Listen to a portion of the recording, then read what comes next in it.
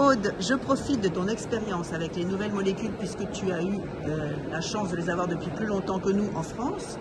Est-ce que tu as eu des cas d'inflammation avec les 2 ou 3 molécules nouvelles qu'on a eues et comment ça s'est fini?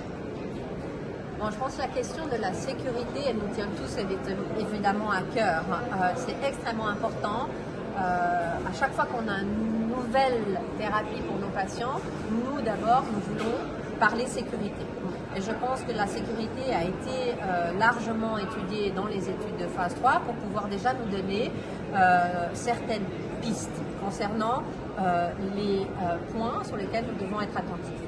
Alors si on parle inflammation, oui, j'ai eu des patients qui ont eu des inflammations avec les différentes molécules, des inflammations qui étaient des inflammations de type vitrite, qui pour les molécules dans leur ensemble ont été des inflammations qui ont pu être entièrement maîtrisées par des traitements topiques.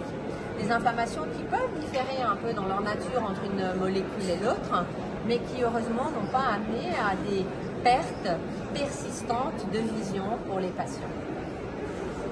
En termes de sécurité, il y a aussi des questions concernant les pressions oculaires, surtout dans les nouvelles générations de traitements pour la dégénérescence maculaire en général, où le volume est parfois plus important.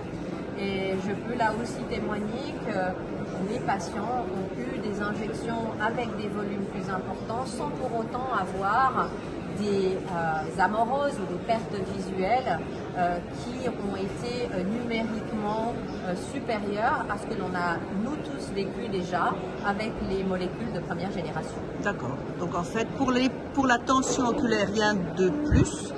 Et pour l'inflammation, quelques inflammations, mais qui finalement ont bien répondu à un traitement topique. Donc voilà, il suffit de les surveiller. Il suffit de les surveiller, il suffit de les traiter, mais il faut quand même avoir une éducation patient pour pouvoir donner des informations claires, surtout lorsque c'est la première fois qu'on traite le patient avec une nouvelle molécule. Peut-être des patients qui ont déjà eu de longue date des injections et qui pourraient ne pas être conscients de cette issue et qui pourraient donc ne pas réagir au bon moment. Donc je crois que c'est vraiment quand même important d'avoir l'information en amont et d'avoir nous, comme cliniciens, la confiance dans la molécule en apprenant nous-mêmes à la maîtriser. On peut apprendre des autres, on est là pour apprendre des autres, mais on a besoin chacun de se faire sa propre expérience et c'est à ça que j'encouragerais. Ok, merci. À bientôt.